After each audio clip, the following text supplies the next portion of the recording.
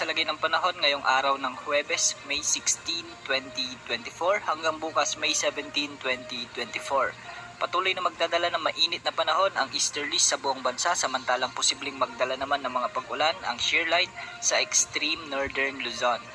Kanina hanggang sa kasalukuyan ay nakararanas ng mga pag-ulan ang maraming lugar sa northern Luzon dahil sa mga localized thunderstorms, particular sa Ilocos Sur, La Union, Cagayan, Isabela, Apayao, Kalinga, Mountain Province, Nueva Vizcaya, Quirino, Aurora, Nueva Ecija, Benguet, Ifugao at Abra.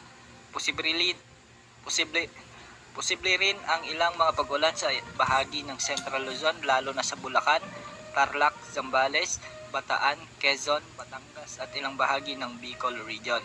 Mataas din ang tsansa ng ulan ngayong gabi sa Metro Manila at ilang kalapit na mga lalawigan.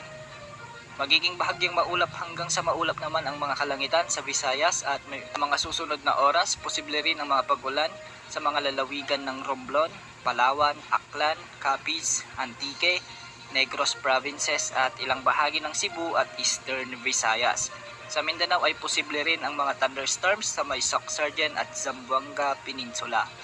Sa ngayon ay may nakikita pa rin tayong kumpol ng mga kaulapan sa silangang bahagi ng Mindanao at ayon sa latest tropical cyclone threat potential ng Pag-asa ay mababa ang tsansa nito na mabuo bilang bagyo.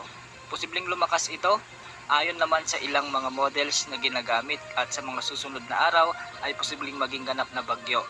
Ayon sa huling pagtataya, hindi inaasahang tatama sa Pilipinas ang nasabing sama ng panahon. Bagamat mababang tsansa nito, iba pa rin ang ipinapakita ng ilang models gaya ng Global Forecasting System Model o ang GFS model. Ayon sa wind outlook nito, unti-unti itong lalakas bilang bagyo sa mga susunod na linggo, ngunit mababa naman ang posibilidad na pumasok ito ng ating Philippine Area of Responsibility.